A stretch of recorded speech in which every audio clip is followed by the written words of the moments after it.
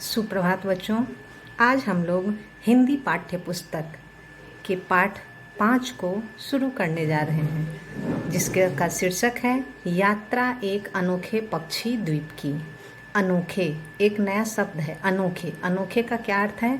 अनोखे का अर्थ है विचित्र, जिसे विचित्र मतलब जिसे पहले कभी नहीं देखा गया हो। और पक्षी द्वीप, तो द्वीप किसे कहते हैं?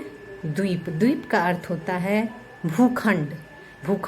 भू मीन्स पृथ्वी और खंड मीन्स टुकड़ा, यानी कि पृथ्वी का वो टुकड़ा जो पानी से चारों साइड घिरा हुआ होता है, वही है द्वीप। तो इस अध्याय में हम लोग पढ़ेंगे कि कवि ने की ऐसी यात्रा जो एक विचित्र पक्षी द्वीप की है। ठीक है, तो अब हम इस अध्याय में क्या क्या जानेंगे? हम जानेंगे इस अध्याय से कि संसार के आश्चर्यों को जानना, पशु पक्षियों के प्रति संवेदनशील होना, पक्षियों के जीवन व स्वभाव को जानना। ठीक है, अब देखते हैं कि आओ करें तैयारी। यहाँ खाली स्थान छोड़ा गया है और इस खाली स्थान में आपको क्या भरना है, पहले ये जानिए। तो आपने अपने आसपास कई पक्षी देखे होंगे तथा कुछ के बारे में सुना भी होगा।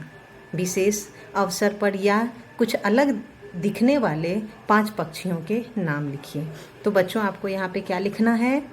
कुछ पक्षियों के नाम लिखने हैं जो आप देखते हैं या फिर आपने जिनका नाम सुना है। ठीक है, अब बच्चों पेज पलटेंगे। अब हम लोग यहाँ से शुरू करेंगे इस अध्याय को।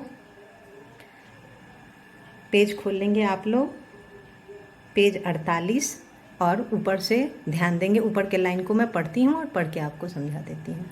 हिंद महासागर में 115 टापुओं का एक खूबसूरत द्वीप समूह है, सेशेल्स। ठीक है, तो हिंद महासागर में कितने टापू हैं? 115 टापू, जिसका एक खूबसूरत द्वीप समूह है और जिसका नाम है सेशेल्स। यह अपने सुंदर समुद्री तटों के लिए विख्यात है। इस द्वीप समूहों की एक खासियत यह है कि यहाँ सांप नहीं है। तो बच्चों, ये जो खूबसूरत टापू है या खूबसूरत द्वीप समूह है, यह अपने सुंदर समुद्री तटों के लिए ही विख्यात है। और इस द्वीप समूह की एक खासियत क्या है पता है? कि यहाँ पे सांप नहीं है। और आप तो जानते ही होंगे कि सांप का सबसे प्रिय भोजन है पक्षियों के अंडे। पता है ना कि सांप का सबसे खूबसूरत भोजन क्या होता है? पक्षियों के अंडे। सांपों के ना होने के कारण यहाँ पक्षी जमीन पर या इसके आसपास मज़े में घूमते फिरते हैं और यहीं अपने घोंसले भी बना लेते हैं। अब आपको पता है कि जब सांप नहीं है तो पक्षी क्या करते हैं? यहाँ पे खुलेआम घूमते हैं, चाहे वो ज़मीन पर रहे या पेड़ों पे रहे, वो खुलेआम घूमते फिरते हैं और वहीं पर अपना घोंसला भी बना लेते हैं। अब आगे बढ़ें। अब देखिए, सेशेल्स में मुझे वहाँ से 100 किलोमीटर दूर समुद्र के बीचों बीच पक्षी द्वीप नाम के एक छोटे से टापू के बारे में पता चला। अब कवि क्या कहते हैं कि सेशेल्स में मुझे 100 किलोमीटर दूर समुद्र के बीचों बीच में पक्षी द्वीप नाम के एक छोटे से टापू के बारे में पता चला। पक्षी जो सेशेल्स था, वहाँ 100 किलोमीटर दूरी पर समुद्र के बीचों बीच में कवि को पक्षी द्वीप नाम के एक छोटे से टापू के बारे में पता चला। तो इस द्वीप पर हजारों लाखों की संख्या में कुछ खास समुद्री पक्षी प्रजनन के लिए अंडे देने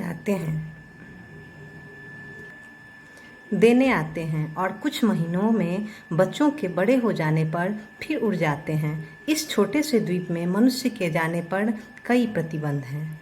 अब बच्चों, यहाँ से देखिए आप कि जब कवि को पता चला समुद्र के बीचों बीच में जो पक्षी द्वीप के बारे में पता चला, तो उन्होंने क्या देखा कि छोटे से टापू के बारे में जब उन्हें पता चला तो उन्होंने देखा कि इस द्वीप पर हजारों लाखों की संख्या में कुछ समुद्री पक्षी प्रजनन के लिए अंडे देने आते हैं। प्रजनन का क्या अर्थ होता है? प्रजनन का मतलब है संतान उत्पन्न करना। तो समुद्री पक्षी जो होते हैं वो संतान उत्पन्न करने के लिए अंडे देने आते हैं और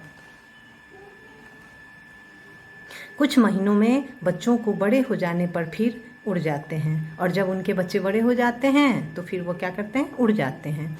और इस छोटे से द्वीप में मनुष्यों के जाने पर कई प्रतिबंध है, और ये जो छोटे द्वीप हैं यहाँ मनुष्यों के जाने पर प्रतिबंध लगा हुआ है।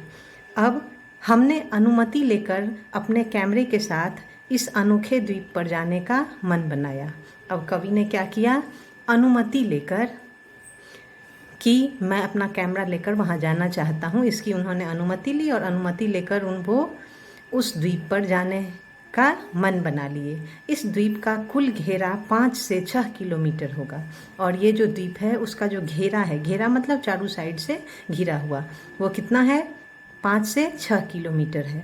यानी पैदल चलकर पूरे द्वीप का चक्कर लगाया जा सकता है।